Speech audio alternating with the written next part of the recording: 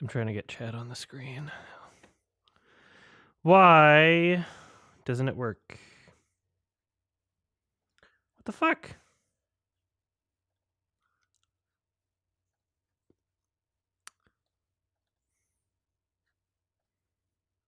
What? Baba Booey. Hello, Liam. I was gonna have like a cool intro and everything. But now I can't figure out how to get chat on screen. And I don't have the pop-out chat window until the stream goes live. Now that just the pop-out chat window isn't working. So I can't even I couldn't even have done it off stream. I could not even have done it off stream. Hello, Mr. Porter. Hello. Shout out to the members.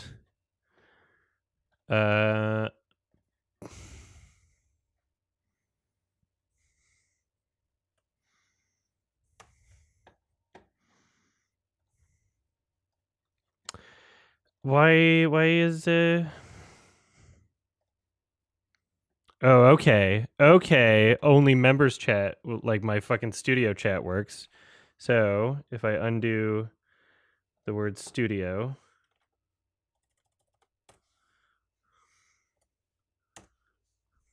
there we go. Is that still? Thank you, Dipster. I will have cooler channel badges later. I know I've been really annoying about not having that yet. Okay, so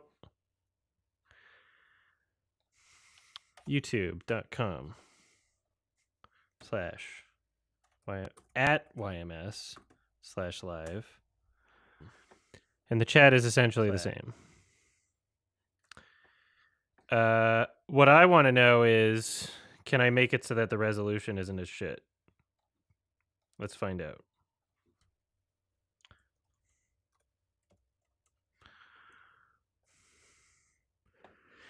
No, it has to be shit, because otherwise, if I make that smaller, then the font size is going to be way too small. So, we've done YouTube exclusive streams before. Last year's Quickie Catchup was a YouTube exclusive stream. Hello, Brian Boulanger.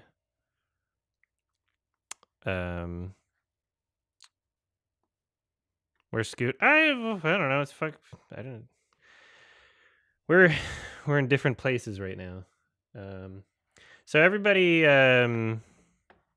pretend that the stream didn't start yet, okay? And we're gonna start it. Stay tuned for a very important announcement regarding food poisoning.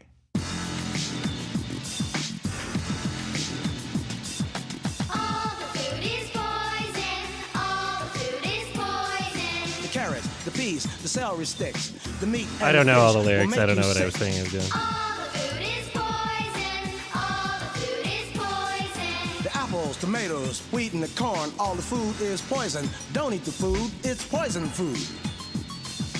All the food is poison. All the food is poison. The onions, the pickles, and the melons too. Even the pasta and the turkey are contaminated food.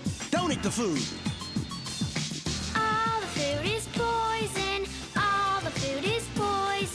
Chicken. Poison. Barley. Poison. White rice. Baked beans. Duck l'orange. Poison. Sunflower seeds. Poison. Radicchio. Hummus. Oranges. Poison. Pasta avocado. Poison. Your dad's barbecue brisket. Poison. Horse meat. Poison. Snout. Little babies. Poison. Fingernails. Cigarette burn. Poison. Scabs. Poison! Napple. Poison! Try to figure out something else to eat. I'm out of here. Poison!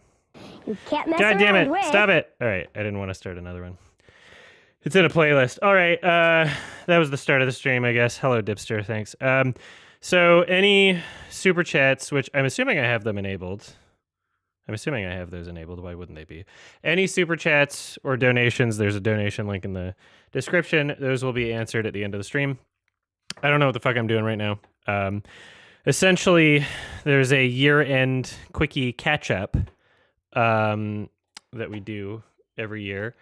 There's a bunch of shit that I didn't get around to making any quickies on this year, especially this year, because I was busy moving. That sucked. My brother's wedding. That didn't suck, but it, I made a video for that. It was a big part of it. It cost a lot of time and money and a lot of life commitments and a lot of annoying things that have happened this year. And so I'm just kind of like, it's been it's honestly been kind of a fucking shit year for me. So, we're going to go through my IMDb ratings. Let's see. So everything that does it say when I rated them? Rated on, okay, yeah. So I'm going to go through, I'm just going to start from January 2023, and it seems like, actually, there were some things that I didn't get to rate from January, because I was planning on, so last year I did Sundance, but I didn't get approved for press, because they were doing a hybrid in-person and digital, and Sundance is kind of really expensive, and honestly, the programming is not as aligned with my tastes as something like TIFF. And so I was like, well, I'm not going to plan to go in person. Also, just money, time, etc. So I wound up doing it digitally, knowing that I didn't get approved for press.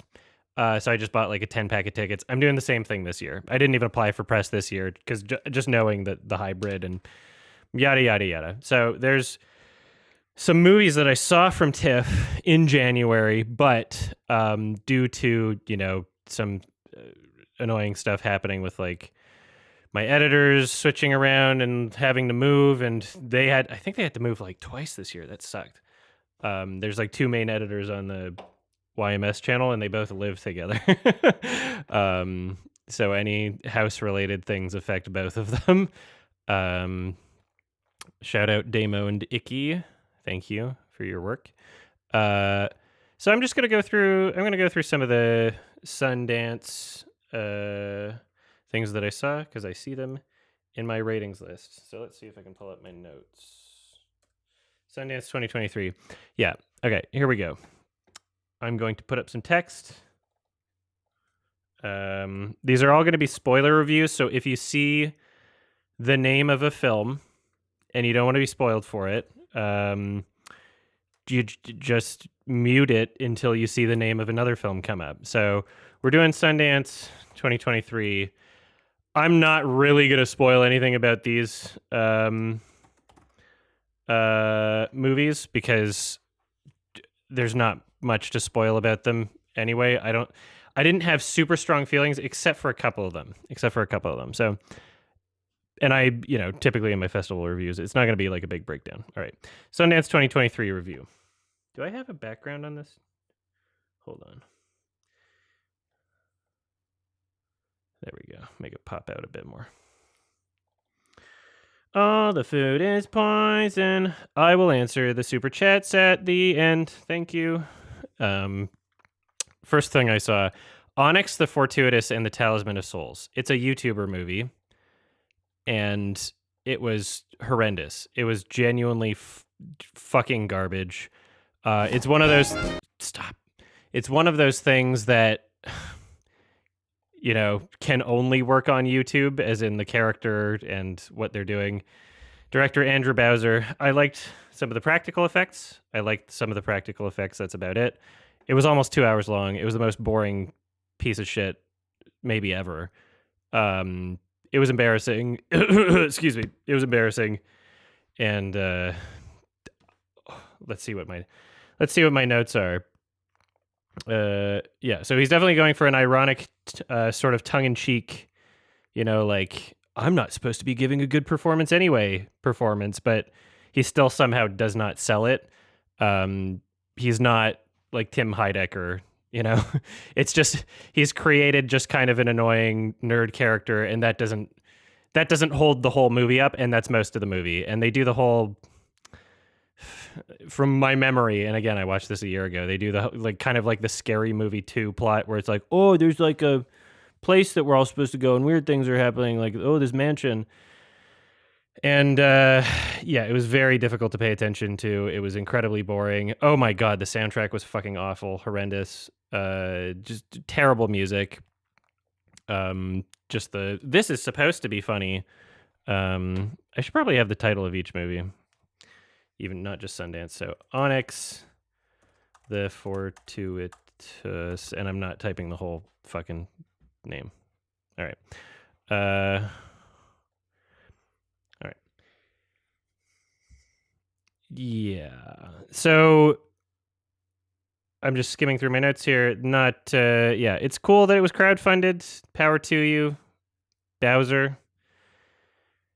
I certainly hope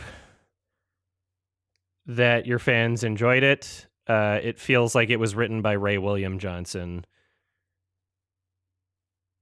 There's some great effects in several scenes, and that's about it. The cinematography sucks. They were showing just a lot of close shots of people's faces. It had no personality. The filmmaking was not motivated. All right, next up from Sundance. 2023, as in last year. The Eight Mountains. Very incredibly forgettable. If I wasn't going through my list of things that I saw. Thank you, David. I will answer that at the end. If I wasn't... okay.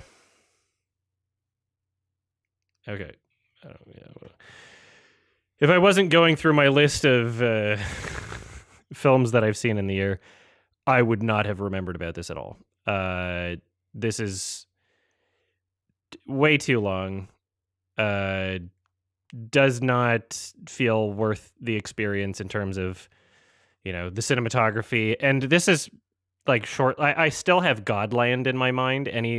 Anything set in the mountains, I now think of Godland, which is like a terrific, fantastic movie by Hildur Palmason. Some sort of Scandinavian director, probably. The fact that I remember his name is testament to how good the movie is, and that's the only movie I've seen from him. So, yeah, it was soundtrack choices was not feeling great. Environments shown in the film, but not as well captured or presented as Godland. Yeah, not great. All right. We're going to move on to the next one. We're going to go through these Sundance ones really quick because they're just movies that nobody cares about anyway, which is why I had to make some tough choices. And like, okay, is an editor going to spend like the next week or two working on this video, or are they going to move on to something else, right? So this one was really interesting. It's called Divinity by Eddie Alcazar, and this might have been his directorial debut. Feature length, maybe? Yeah, so he was doing shorts before. Did he do features? Okay, he did a documentary before.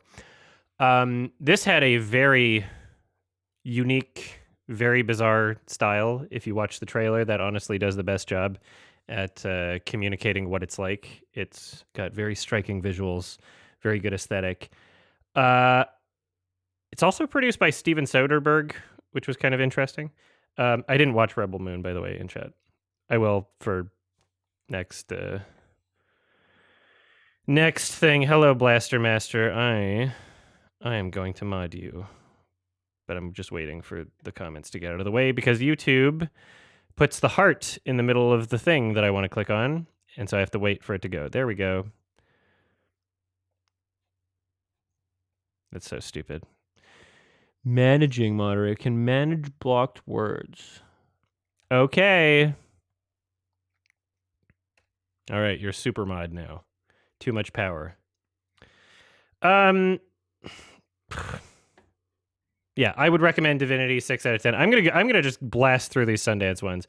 I'm not gonna pretend like I have a lot to say about them because that was part of the reason why I didn't make the video. So we're just gonna blast through these. Theater Camp. I love Amy Sedaris. Didn't save the movie. It was a real. Oh wait. First of all, I gave a high 6 to Divinity, by the way. And The Eight Mountains, I gave a 5 out of 10. And Onyx the Fortuitous, I gave it 2 out of 10. if anybody was curious about those ratings. Okay. Yeah, the theater camp was like a movie that thought it was kind of as funny as The Office, and it thought that what they were showing in mockumentary style was just like so fucking hilarious, and all of these like reaction shots are like, oh, but like none of it was. It needed to go further. It really needed to go further. It did not push boundaries. It was just very boring and familiar, and just I can't. Yeah, I don't know why anybody would enjoy this. Honestly, it got some people liked it. It's got a 70 Metascore, 7.0 out of 10. But obviously, I mean, barely anybody's talking about it. It's not some sort of indie gem. It was just kind of like well, I'm at Sundance, and this is, I guess, one of the better movies at Sundance. You know, it's a very Sundance-esque movie, and it only entertains itself. It's a very, I'm an American indie film group, directors, and we're proud of ourselves, and people in the audience will clap, and then it'll get some distribution, but ultimately not really be that successful because it's not that great. And that was Theater Camp. 5 out of 10.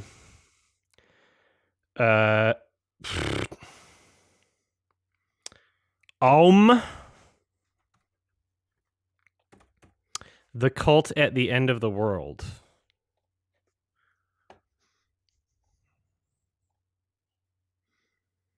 It's pronounced Om. Let's see.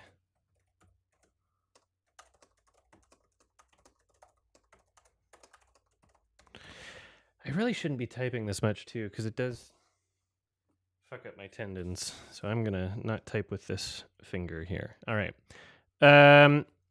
Fuck this shit. Let's get to the interesting ones, really. This one was a 6. I'm just gonna give the numbers. This one was a 6. It was worth watching. It was not bad. Ooh, here's a good one. This might get an Oscar nom. I don't know if it's in the shortlist. I haven't looked at the shortlist. The Eternal Memory. This is from the same director as somebody that got nominated for the Academy Award documentary. The Mole Agent was released in 2020. That's the same director as The Mole Agent. I found The Mole Agent to be extremely underwhelming. Not that interesting. The Eternal Memory is like, holy shit. This is like a real life amour almost. It's very heavy. It's very depressing. It's literally about like an old couple and one of them gets Alzheimer's, and they kind of film things themselves. And I would definitely recommend this. This, is on my short list for 2023. It's very well presented, aside from the fact that because the wife is filming like half the movie, like half of the shots are just completely out of focus. They did not do enough training with her beforehand on how to like make sure that the camera was capturing things, or they did their best and she's old. Like they're both old. Just give a random old person a camera and you kind of get what that movie was. High 7 out of 10. Closer to an 8 than a 6. The editing brings things together. You can't really blame the fact that a lot of it's out of focus on. You kind of have to work with what you got. There's another, like, I don't believe in alternate universes, but just for the sake of argument, or just for the sake of thinking about an alternative, hypothetical situation would be, you have a director that looks at the footage and goes like, well, this is shit, and then just throws it all out. I'm glad that they didn't do that. I'm glad that she didn't just throw out all the footage because it looks like shit, because there's a really nice, depressing, really good, emotionally resonant story in there. There was a short film at the festival called It's Raining Frogs Outside, and I gave that a 7. So it is worth talking about. On IMDb, you're going to find it as this. And I don't know how to pronounce that, but that's the original language. It's 14 minutes long. I just thought it had a really interesting style. There's like subtitles that look like they're cut out of paper and like some strange animation.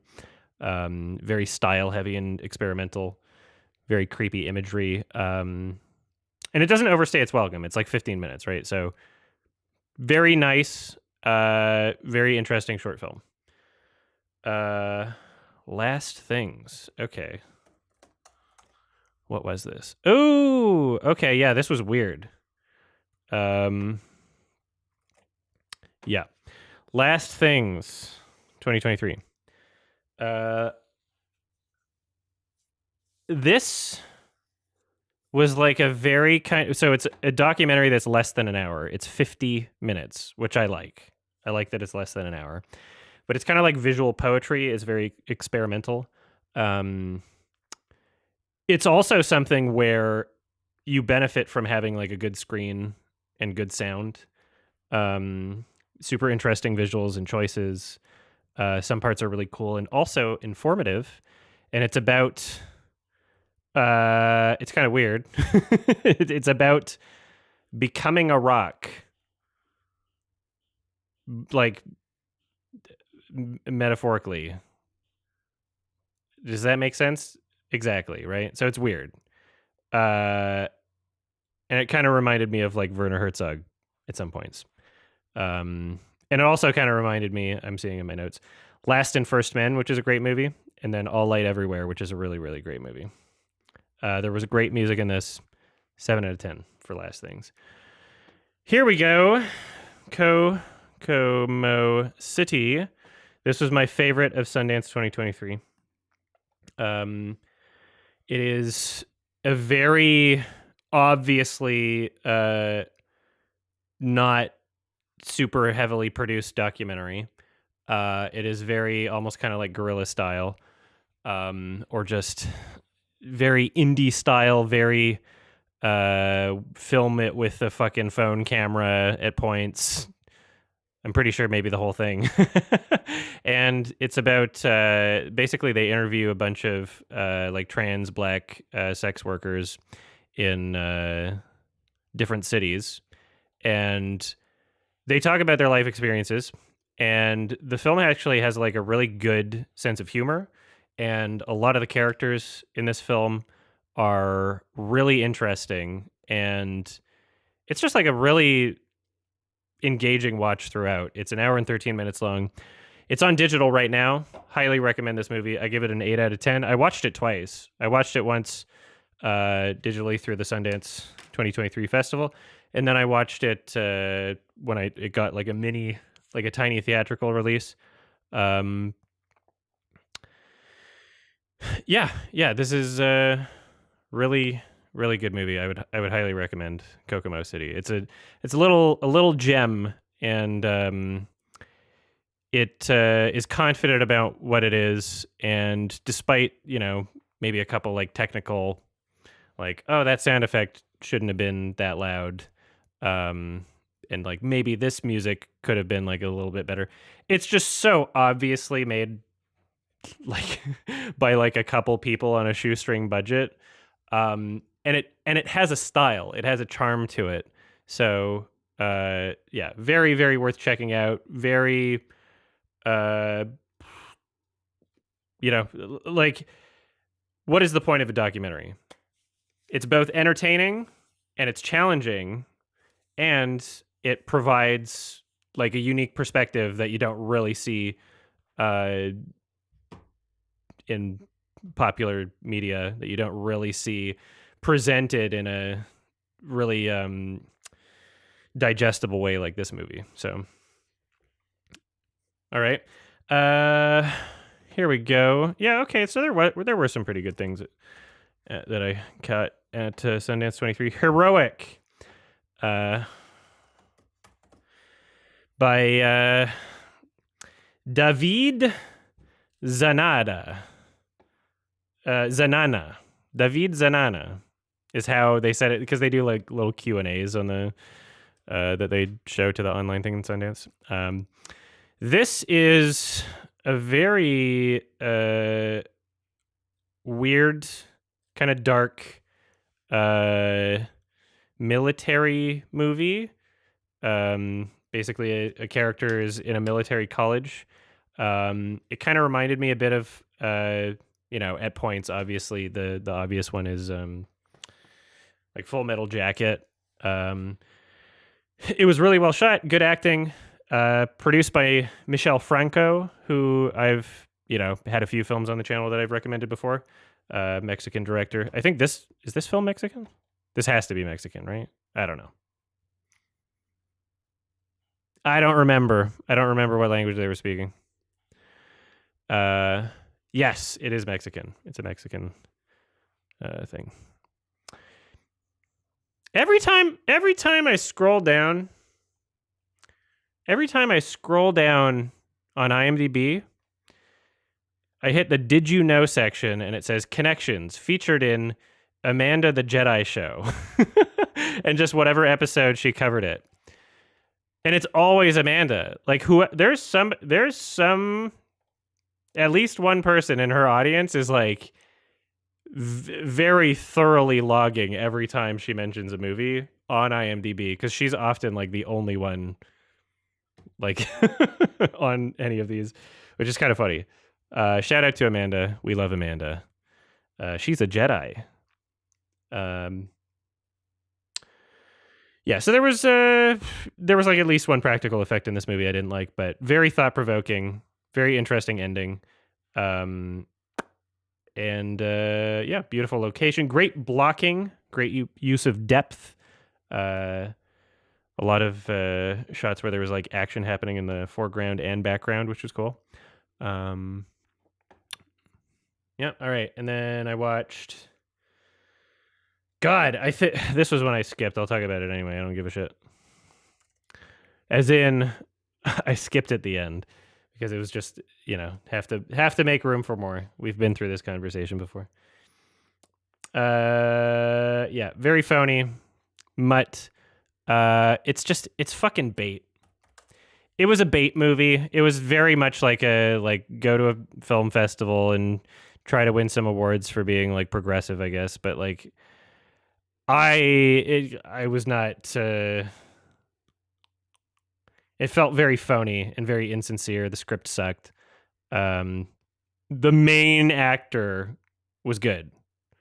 And I guess you don't often see like FTM trans actors, outside of like Elliot Page, I guess, which I don't even know which of his projects is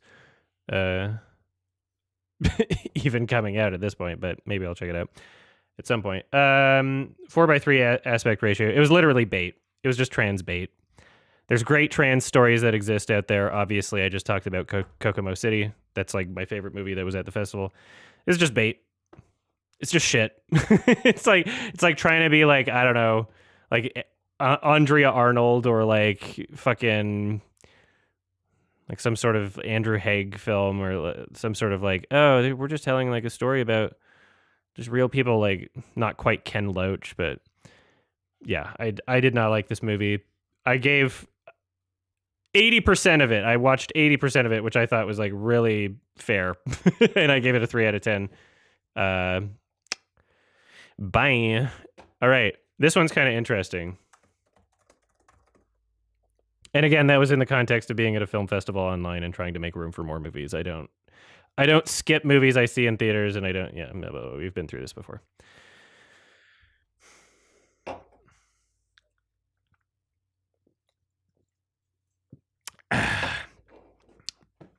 All right. Magazine Dreams. This one is interesting because Jonathan Majors is canceled now. And so I think the release of this would have been a lot wider if there wasn't like I think he was found at least civilly liable for like assault or something, right? Is what happened. And it wasn't a bad movie, and he was really good in it. Like he played an interesting character and he played it well. Damn, 365 ratings, like fucking botched release. Holy shit. This was supposed to be like probably, like a decent release. Like it got some buzz at the festival. It seemed like the type of thing that like would probably do decently well with indie crowds. But then some things happened. I don't know all the specifics. I can't really comment much on whatever trial happened because I was too busy, blah, blah, blah. But essentially, guy being like really obsessive over like bodybuilding. And he's like basically hurting himself, and then he might be autistic is kind of the vibe that I got from like the character. I'm not sure.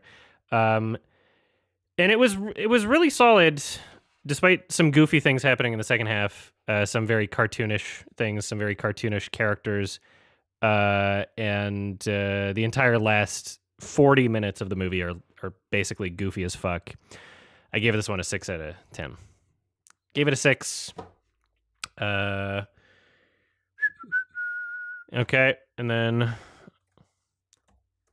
the Disappearance of Shareh. Shareh is how you pronounce it. And excuse me. Ugh.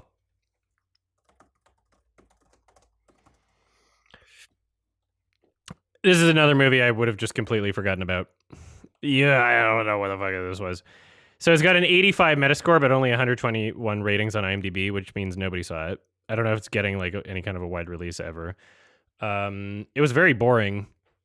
Didn't need to be 2 hours. It was an interesting perspective. It's talking about like a person that had basically radical views on, or what were considered to be radical views in the 1970s on like female sexuality, and just saying a lot of like really, things that got a lot of media attention, and it was professionally made. I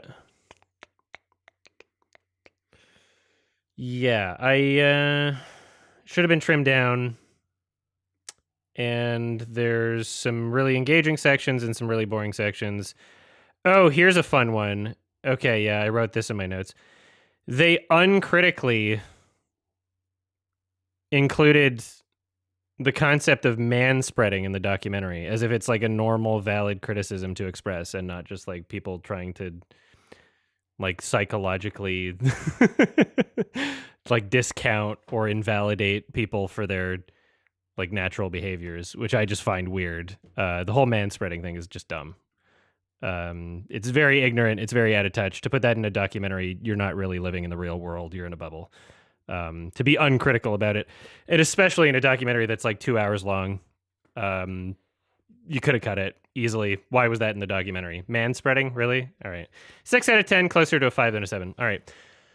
And then this was the last film I saw at Sundance 2023.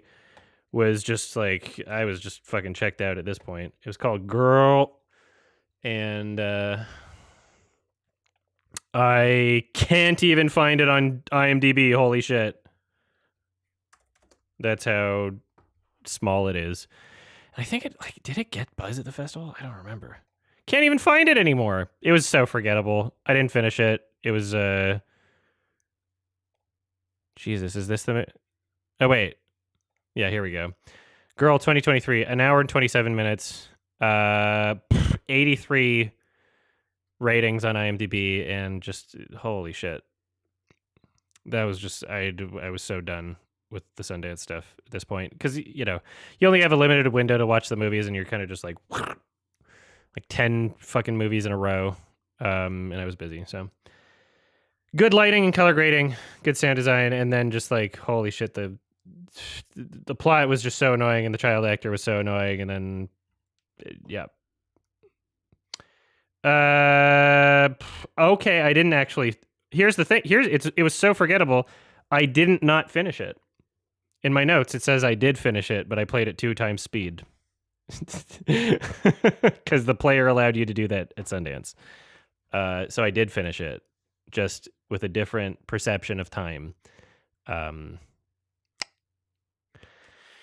right, okay. What's next on this? So I just went through all the Sundance ones. Probably shouldn't have done those first because now everybody's going to think this is like the most boring video of all time that only talks about movies that nobody's ever heard of. But here we are. What else do we have on my ratings? Ooh, we have my music videos that I rated in 2023, but did not get released in 2023. So I guess I don't need to talk about them. All right, scrolling up. What didn't I talk about? I talked about Death to Smoochie on the podcast. It's fucking sucked. Training Day, I didn't really talk about. Cat BF was showing me some movies. We could, he was like, "Oh, it's a classic," sort of thing. I think I might have wrote notes on my phone, because I was kind of. Yeah, I was writing notes in case I decided to make a video about it. I'm going to change the text here. Day 2001. Training Day. So yeah, I wound up watching it. We were just kind of like on HBO Max or whatever. I can see why it's a classic. I can see why so many people connect with this movie. I don't really place it in the like best movies of all time category. Oh, there's a clip on the YMS Clips channel about Training Day. Yeah, okay. I won't. We're gonna have to go through these very quickly because there's a lot of shit. Anyway, I felt like Passage of Time could have been better communicated. I know that it says day in the title, but just the way that it was edited made made me feel like it was taking place over several days.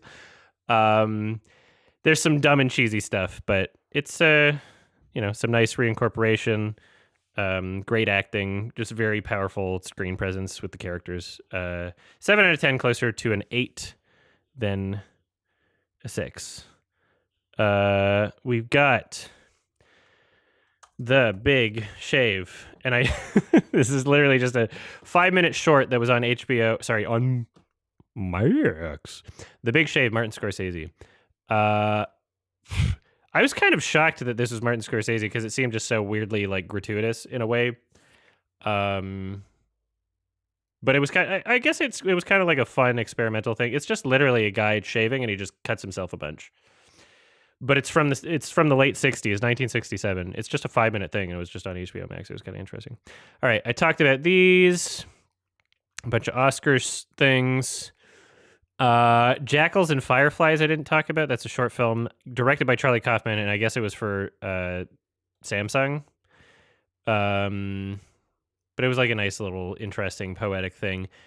It's kind of a mood, it's kind of a vibe. It wasn't amazing. It's not like a watch it 30 times sort of thing. It's on YouTube if you just want something to like throw on and be like kind of interested in. It's just someone, it's about her poetry. Eva HD. And I would give it a higher rating if it was Eva 4K, but it's not. So 7 out of 10, closer to a 6 than a 5. Sorry, it's closer to a 6 than an 8. I'm trying so hard to just get through all of these and okay. So most of the ones. Oh God, did I write notes for this? There's a watch along for this one. I watched Stay Alive, 2006. Let's see. Oops, I keep forgetting not to.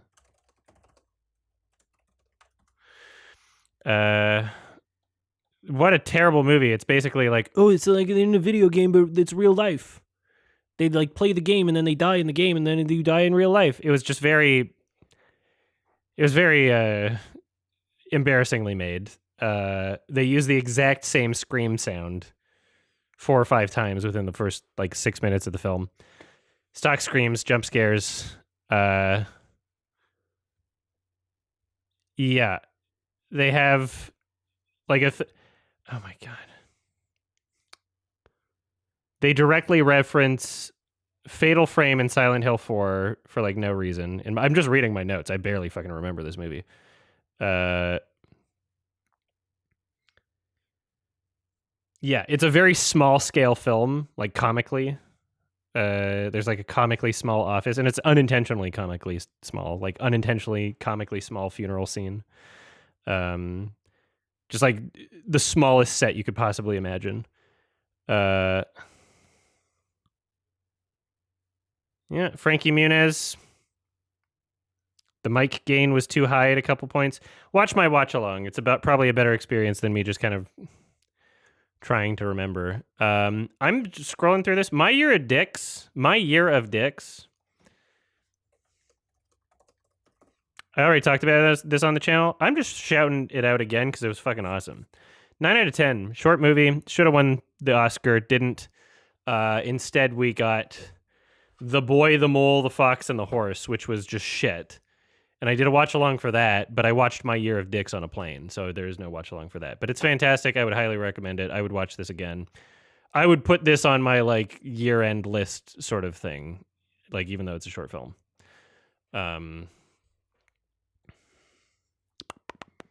Scrolling up.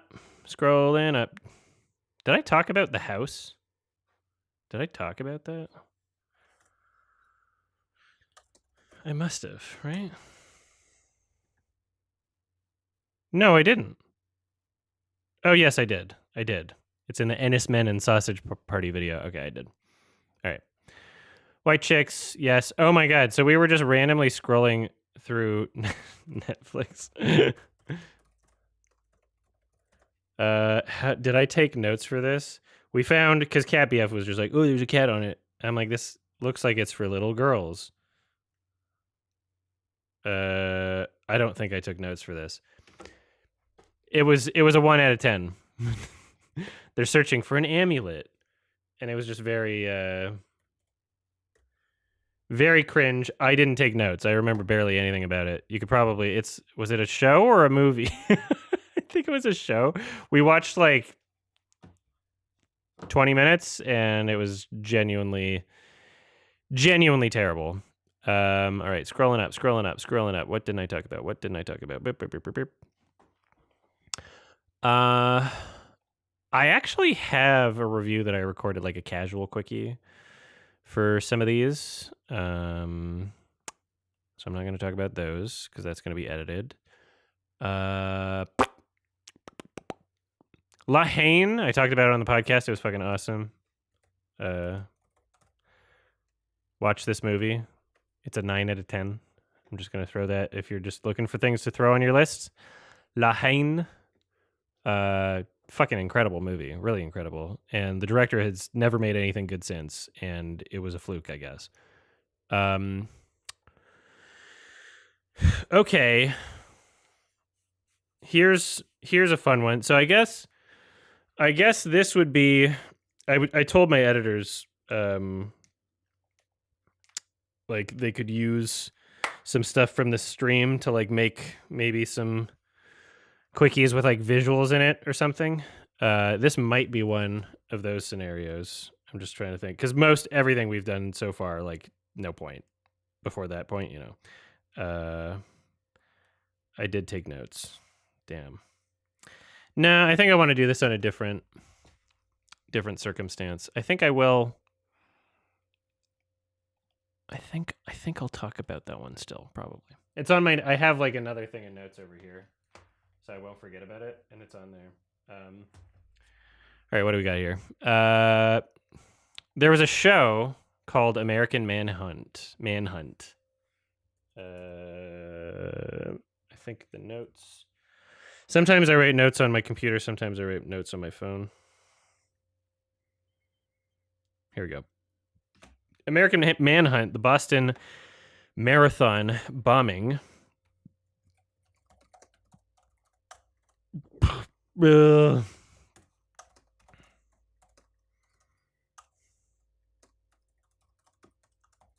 right. American Manhunt, the Manhunt, the Boston Marathon bombing. I guess I'm saying it out loud. I just don't want YouTube to ding me. I don't know. How many episodes was this?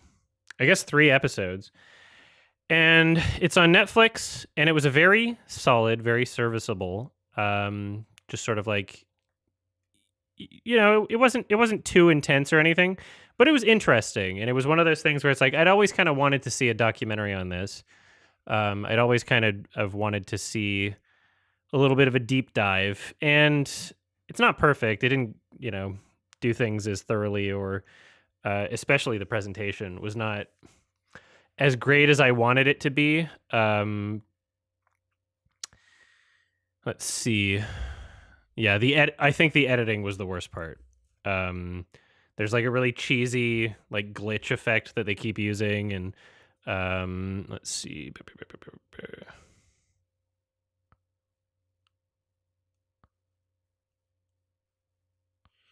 Yeah, there were some good interviews and footage. It kind of gets right into the incident as well at the beginning. It doesn't really waste much time in the first episode.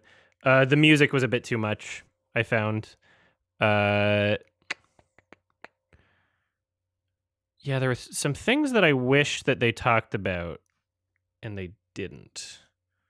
I don't think they showed the leg guy. I wanted to know more about the leg guy from this event.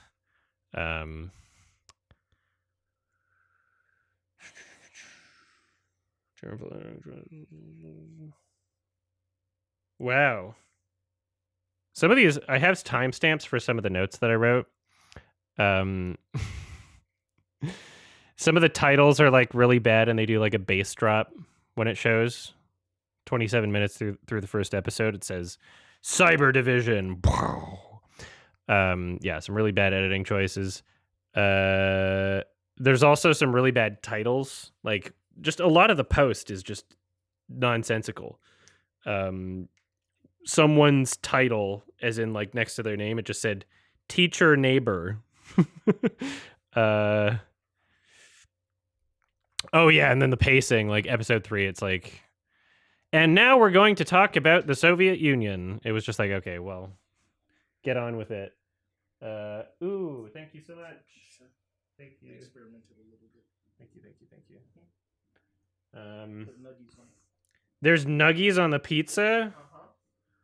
Oh my god. America. It is America. We're in the land of the free. Free trips to Jesus.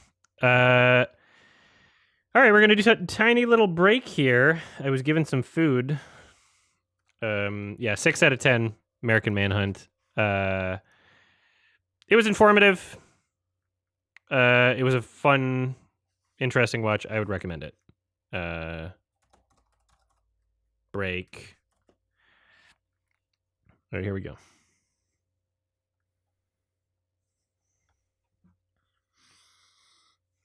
Ooh, I think that's truff hot sauce.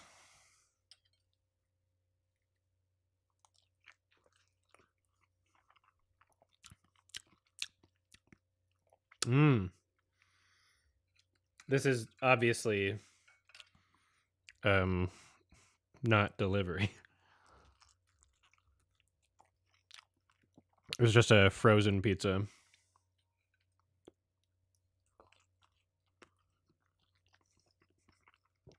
The nuggies don't really add much. Ooh, this is that barbecue sauce.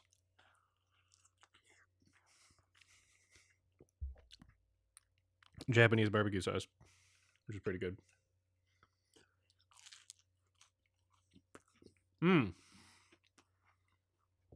There's stuffed crust. The crust is stuffed. That's pretty cool. I'm glad that I'm getting food because now I have a bit more energy too.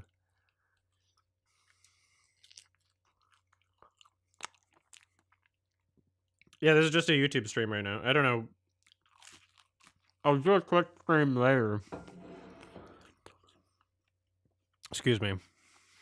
I know some people hate food noises, but it's called grow up. It's a normal human thing. It's called quit being a bitch.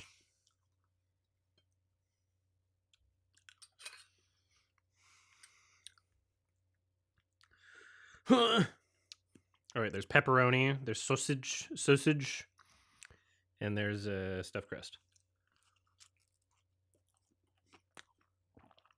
I could do an original Exorcist watch along at some point, yeah.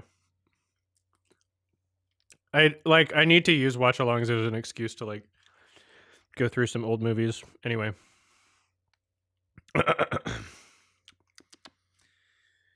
I will answer super chats and questions at the end.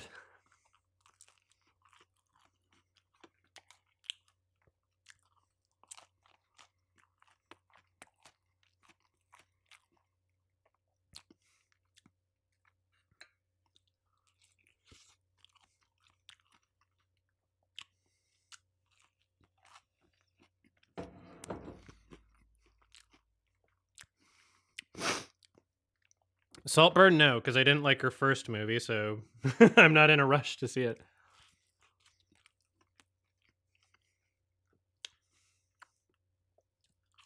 All right.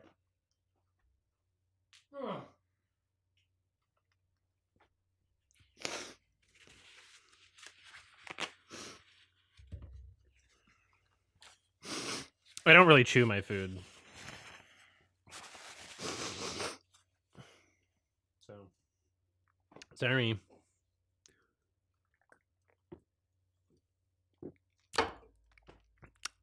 All right. Excuse me. All right, where are we? I'm trying to get through these.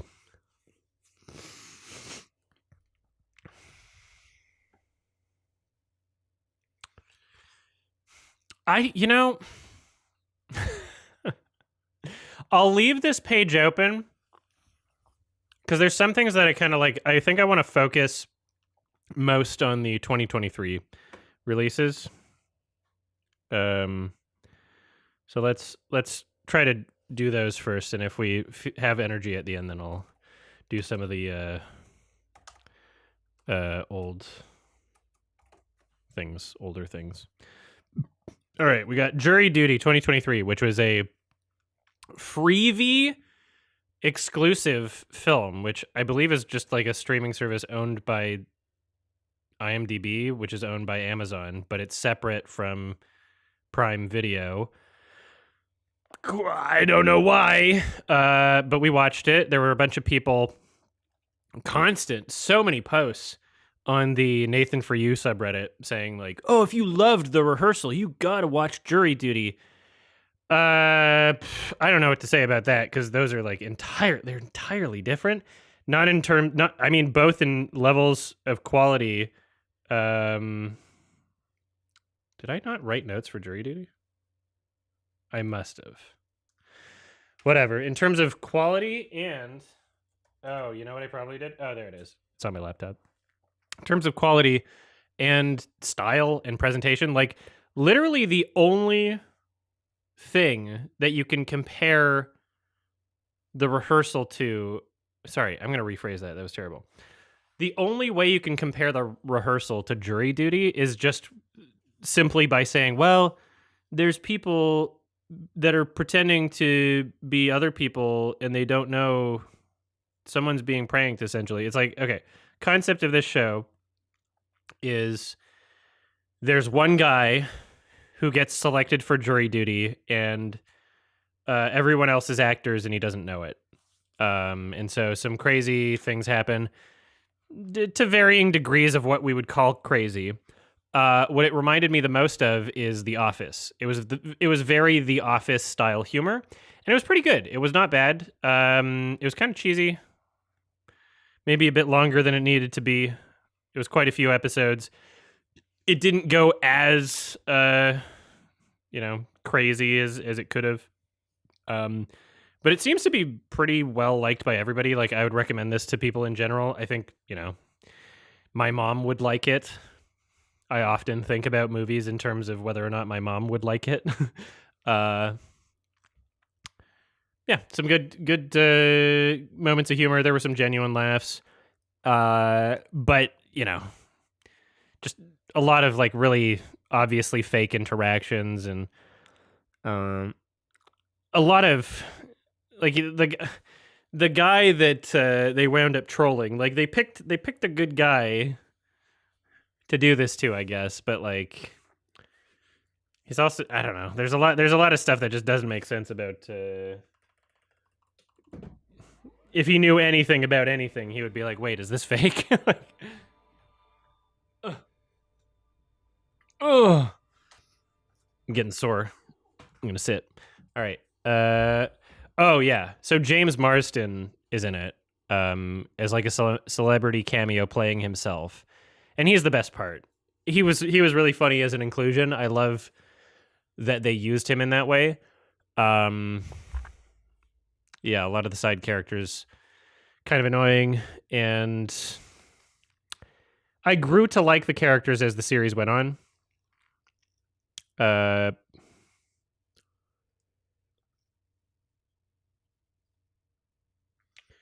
Here's a note. Let's see. There was apparently like a motivation for like the tall, bigger beard guy. That was like, I just like hanging out with you guys.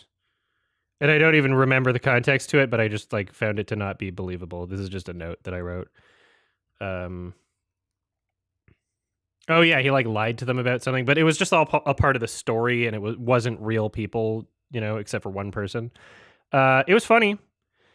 Got a good amount of laughs. 6 out of 10 for Jury Duty, and I will repeat. I don't know, all the people comparing this to The Rehearsal, Nathan Fielder, which is like a 10 out of 10 show. I think I gave that a 10, didn't I? And I think I talked about that in my Quickie Catchup for last year. Yeah, I did. Yeah, he didn't tell the rest of them he was separated from his wife. I just like hanging out with you guys. It was just it was like, yeah, the show should have realized that, or at least acknowledged that, like, he would have had to have had so many other like mental problems for that to be the case. Anyway, there's no connection between this and The Rehearsal at all. Like entirely different fucking shows. The Rehearsal is more like Synecdoche, New York than Jury Duty, and Jury Duty is more like The Office than The Rehearsal. I don't know. The people could like acting as though it's like, oh yeah, these are like basically the same. I don't know what you got out of The Rehearsal. It makes me cringe. I don't know what that show was to you. If you think it was just like, oh, it's just basically The Office, a little bit of awkward humor, you know. So,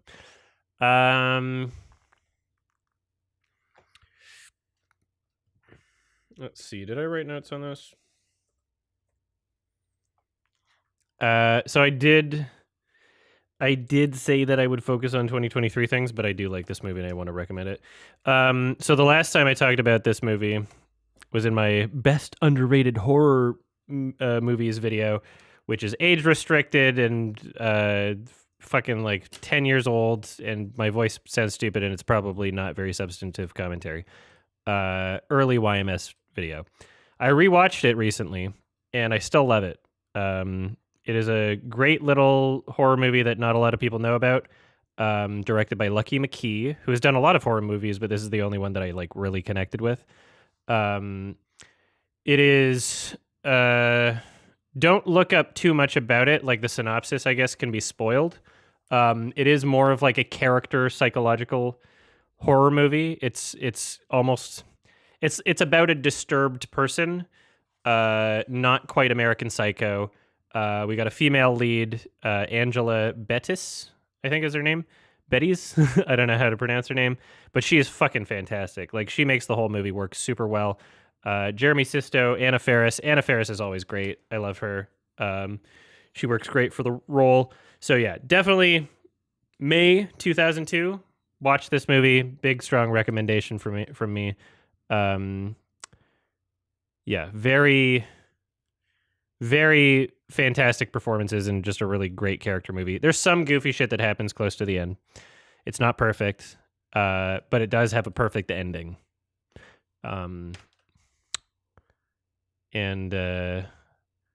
Yeah, it's. I wish that some of the gore effects were better. and some of the physical things that happened in the movie were like a bit less silly, but whatever. All right, so I haven't talked about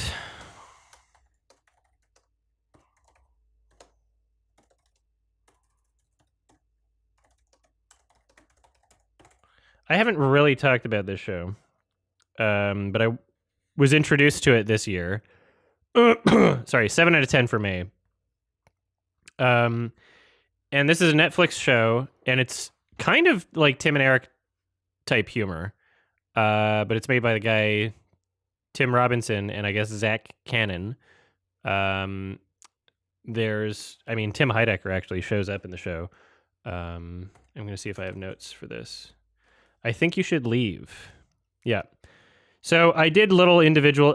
I write notes for everything just in case I wind up talking about them, but I just can't. I like literally don't have enough time to like do a proper review for everything, and so some of these things get pushed out of the way, and that's why I'm trying to do all of them really quickly in this fucking year-end quickie catch-up thing. So I wrote down individual notes for like each episode, basically.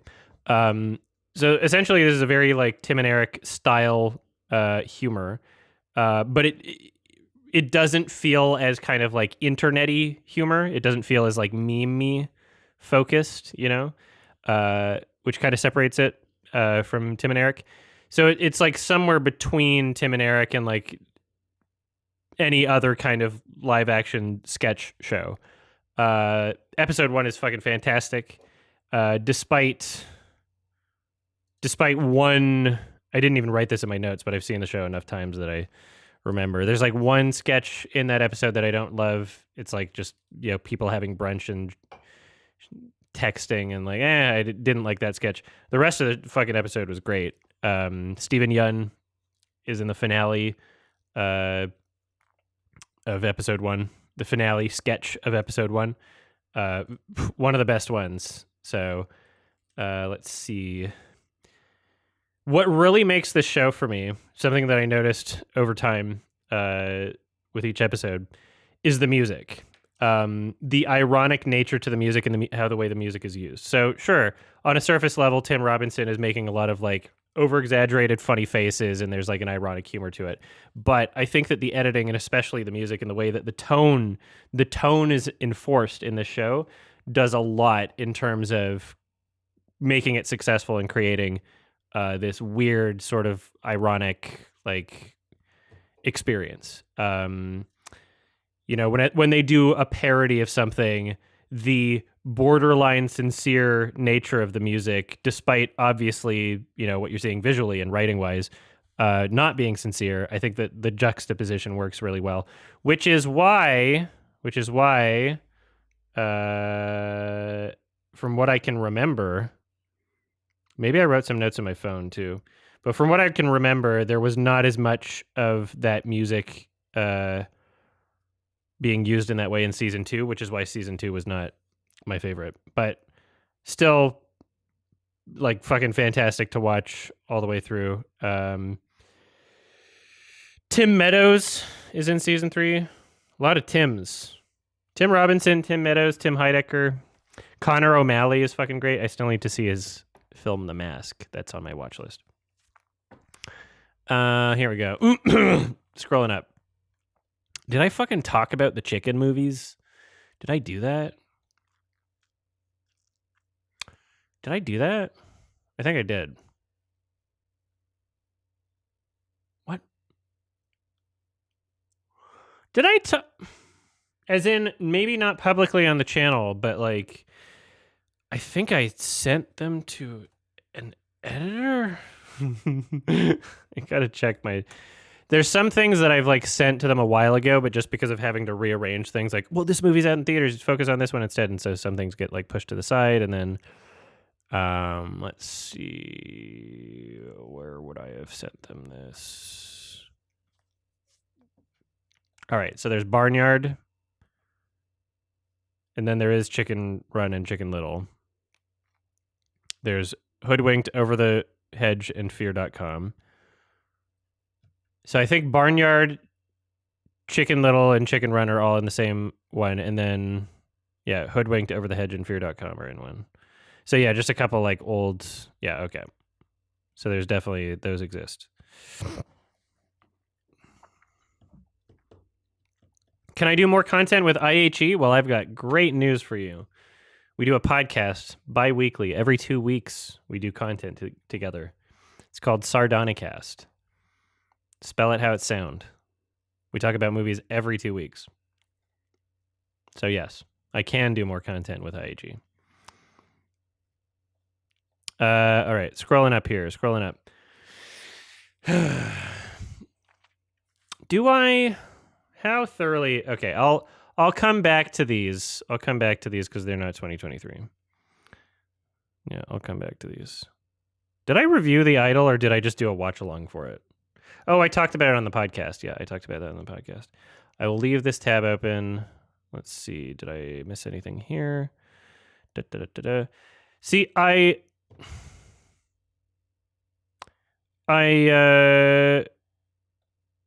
do a pretty good job covering almost everything I see or everything that I plan to cover up until like the last couple months of the year, which just gets so fucking hectic that it just ruins everything. All right, so I'm gonna leave this tab on these films that I might come back to right there. All right. All right. Scrolling down.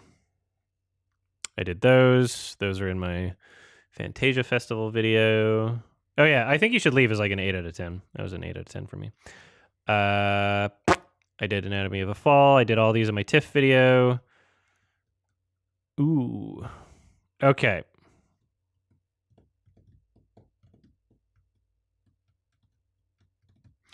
Yeah, I think the only stuff we're going to make like an actual edited video out of is going to be like, maybe I'll actually start recording an audio file here just to like give that to them. Because I think most of what we recorded like here in this stream, no point in trying to turn into a video. Okay. We're going ham. We're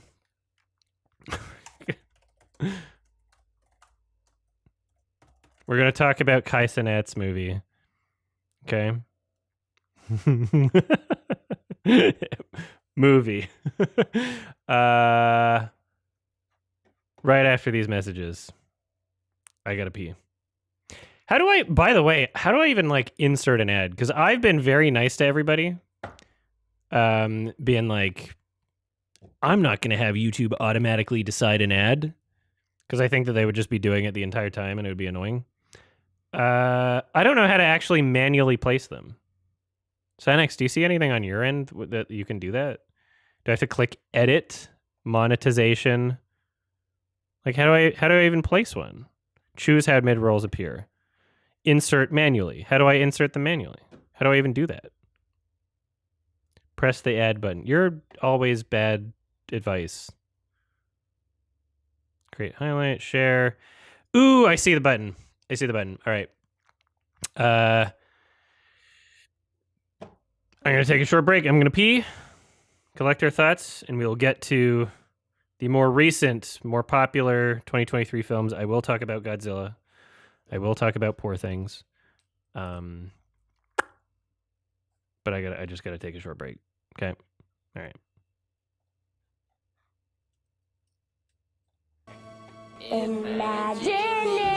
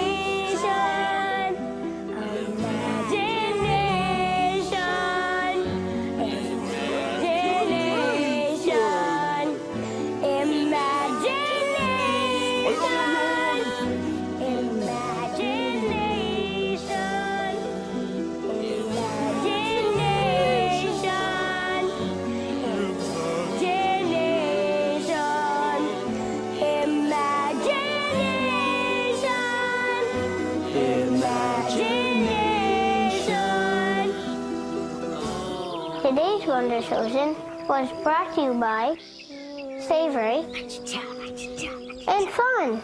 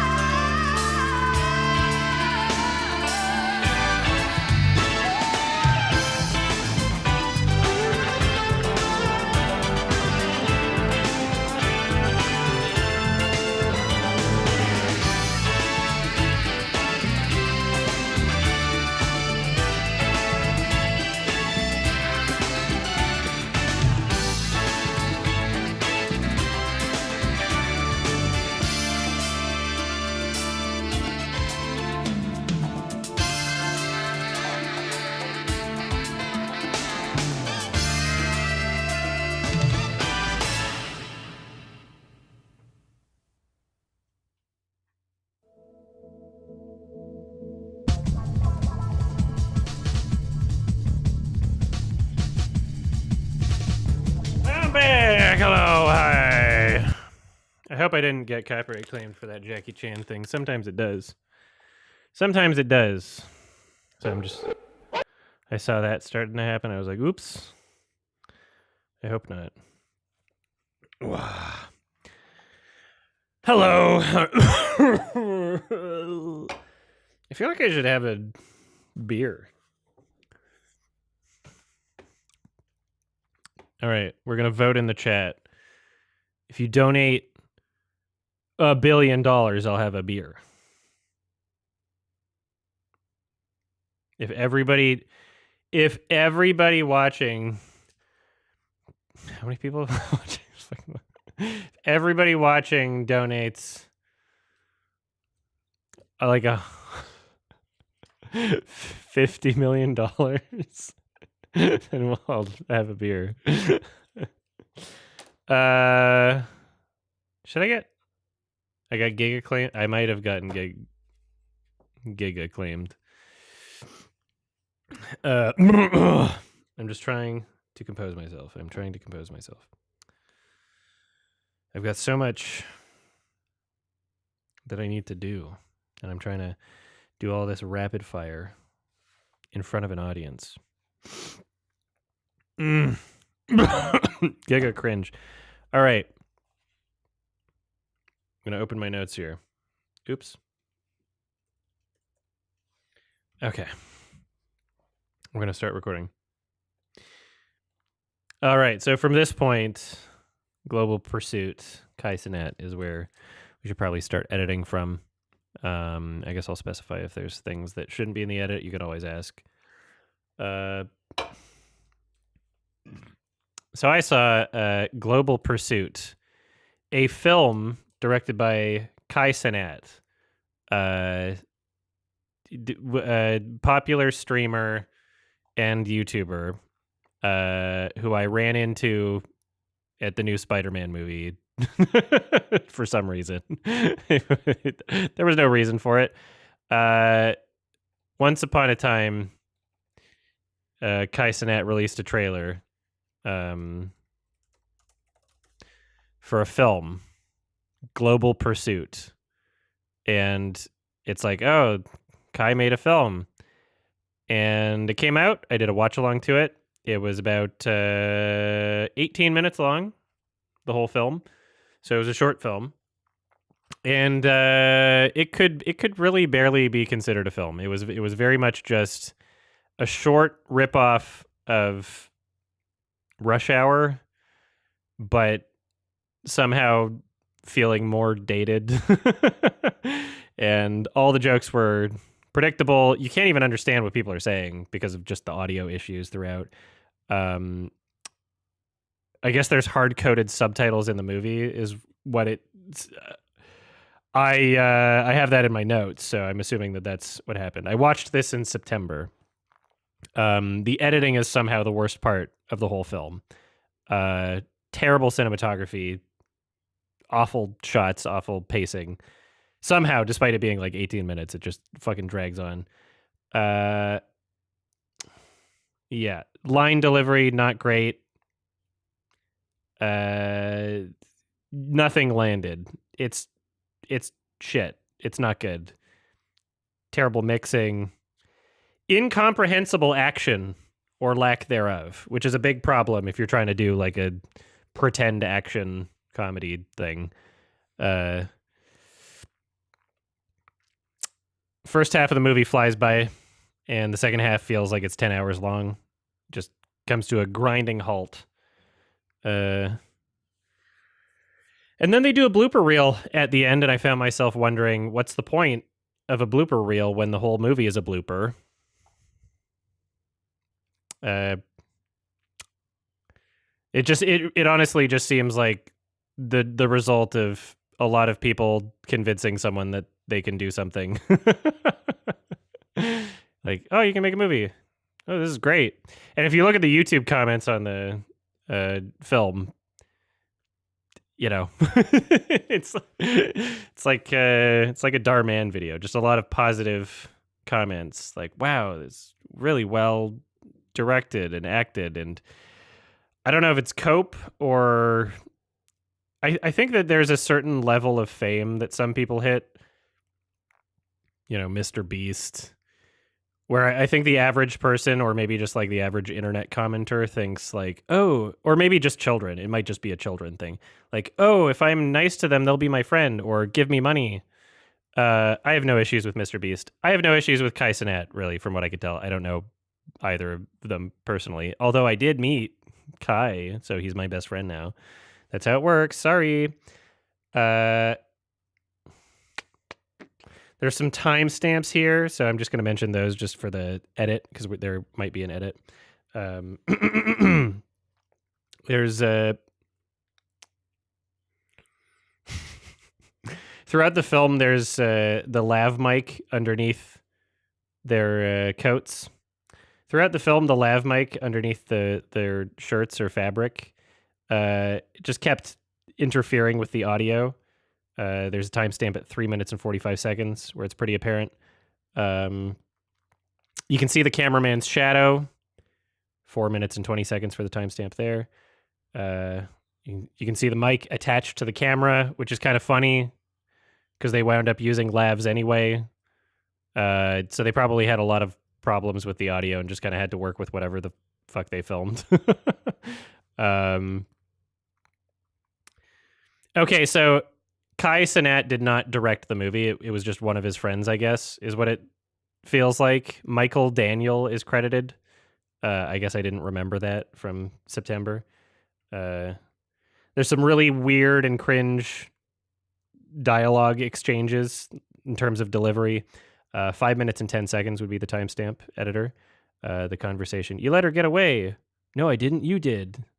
However it was in the film, I'm not sure. There's some really awful low frame rate stuff going on.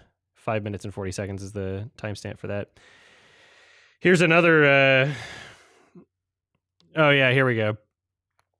And I'm glad this film had subtitles because there's parts that I would literally no one would be able to understand without subtitles. 6 minutes and 50 seconds. The line is, "I have Riz," and I don't even remember how they said it. Yeah, where any other timestamps here that I can include? Oh yeah, 2 minutes through, and there's a wow, his pee-pee is so big. There's like a character's reaction, like, "Oh, he takes off his pants. His pee-pee is big." Like, okay. Yeah, this is written by James Lachlan McClellan, who is probably another one of Kaisenat's friends. And yeah, calling this a movie or even a short film is not accurate. This is literally just people dicking around, and that's whatever. You post it on YouTube. People pretend to like it, and you're good. 1 out of 10. The comments section is crazy. Ooh, and here's a thing you can include in the edit note for editor. The end of the YMS watch along stream, I go over a bunch of the comments. So there's probably some funny ones there that you can just include me reading or something.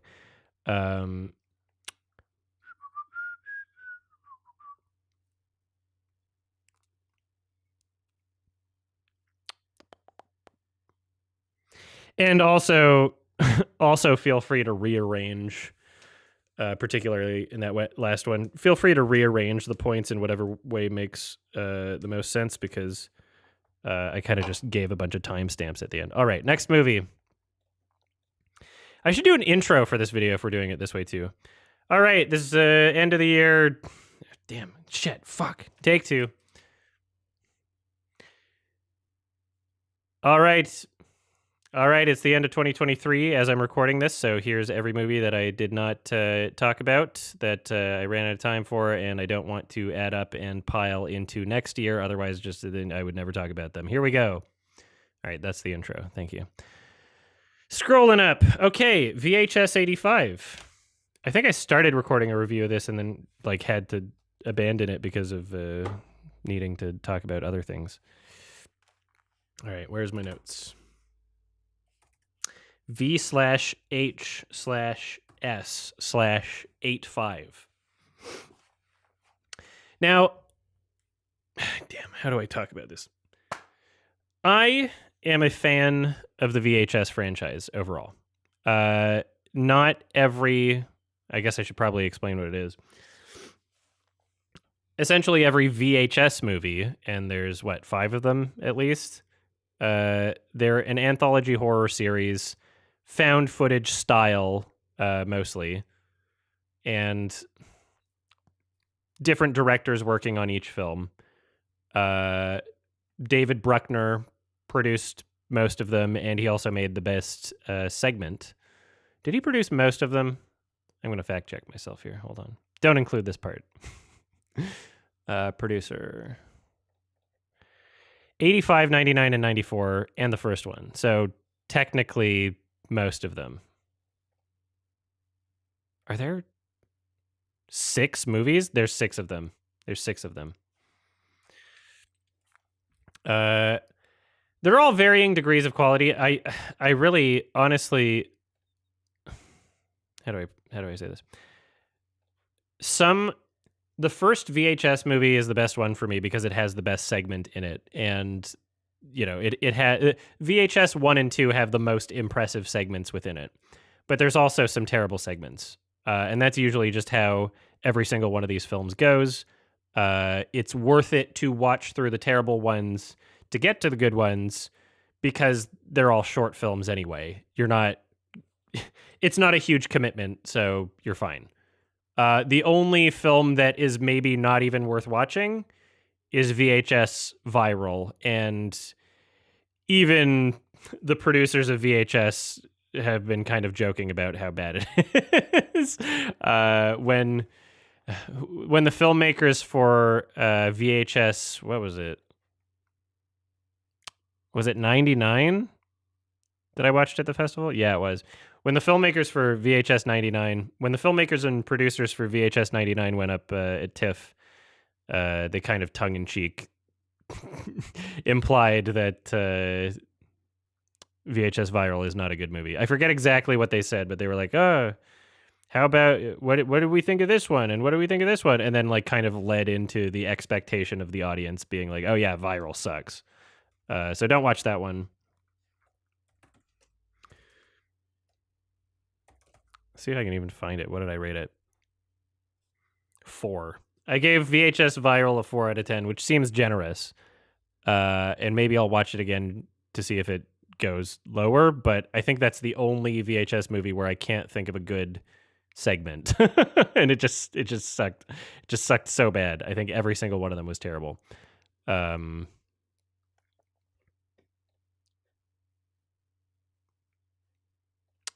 Justin Benson. Hold on. Bone Storm. I like Justin Benson. Which one was Bone Storm? Anyway, I might rewatch it at some point. Cut that part out. Cut the parts out where it just sounds like I don't know what the fuck I'm talking about because I'm kind of unfocused in doing this live. Doing it live. Fuck it. VHS 85 is rated the same as the other VHS movies that I've seen. So Viral is the only 4 out of 10. The rest of them get a 5 out of 10 and are varying degrees of quality, varying degrees of bad or good. Damn. Do I really... So my notes are so thorough that I talk about every single one of these segments, but I'm like, does it make sense to do that in this this huge compilation videos, or should I just leave it? Damn, how the fuck do I talk about this movie? I always get like caught up in this, like, how do I approach something? And that always makes things take a while because I get unsure of myself in terms of like what I should be doing or how I should be presenting something, or to what degree or to what level, right? There's a big difference between like a quickie and a not quickie. And I'm like, well, do I want to do like a breakdown of this or not?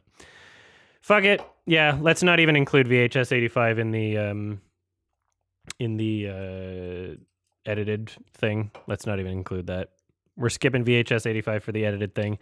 And also, it should say VHS 85 on the screen, and it doesn't.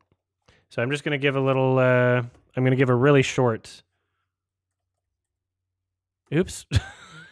Damn it. I'm sorry this is so scuffed, everybody. I'm going to give a really short review of each of the segments. The Wake segment, so I think like the first big segment, very much improved sound design from the previous 2 films. That was like one of my gripes with the previous 2 films, is the sound design not feeling like it was old recordings. And some cool effects and some cheese, and it was just fun. It was great practical effects in this sequence. Yeah, very much enjoyed that one. 6 out of 10. Very solid little horror short. The Quake segment, there was like an earthquake thing. Again, audio was much better realized in this compared to the previous 2 films. 2 of the producers of this franchise, at the very least, 2, I think maybe 3 of them, and some directors associated with this, either watch my videos or follow me on Twitter. So maybe it was like, oh, because I did complain about the sound a lot in the previous 2 films. Maybe they listened. I don't know. In the previous 2 reviews I did. Yeah, so basically they're following characters through an earthquake, but it was just... the best I could say about it is that it wasn't boring. Didn't really waste time, but it was just kind of like as above, so below at home. And that wasn't even a good movie, honestly. I didn't even like that movie. Some annoying jump scares. Just, yeah, an extreme not a bad concept for a VHS situation, but just like not much happens, and it was just kind of like meh. There was I gave that one a 4 out of 10. There's a VR TED Talk type segment. I don't have the names of these segments because I just kind of like, they don't show the names at the beginning as they're presenting them in the film. So I just have these for my notes. Felt like a Black Mirror ripoff. The effects were not great. I don't remember much about this at all. I gave it a 3 with a bunch of question marks. My notes say it's as if they decided to make something bad. It was difficult to understand the goal or intent of the segment. It sucked. Family segment, which I guess is like an extension of the Wake segment. Very fun, although the audio was way too clean and it was the most egregious and detached. But I do like that there was continuity between segments. It was very satisfying. Narratively, it was very fun. Some fun stuff happens in it. Not going to spoil it. There was a segment directed by fucking, what's his name? Scott Derrickson, I think. Yeah. So he wound up doing a segment that was kind of like a Skinamarinky at points, and then just kind of forgot the assignment. Like it was no longer like found footage through a bunch of it. And yeah, I had a bunch of notes for this, and it genuinely did not seem like he took it seriously at all. It didn't feel authentic. Yeah, it felt very phoned in, way too long, not fun. He got his own son to act in the movie, which was like weird. He didn't do a great job. And I did a watch along of this film. I did a watch along of VHS 85. So if anybody wants my full thoughts on this, just go to that. And then yeah, I guess I'm sticking with the don't include this in the edit, because these thoughts were so fucking scattered for this film. Doesn't make any sense to try and Frankenstein this audio into an actual review. Thanks anyway. All right. What's next? Yeah, VHS Viral sucked. Ooh, bottoms. Ooh, bottoms. That's what I keep saying every time I go to a furry convention. Got him.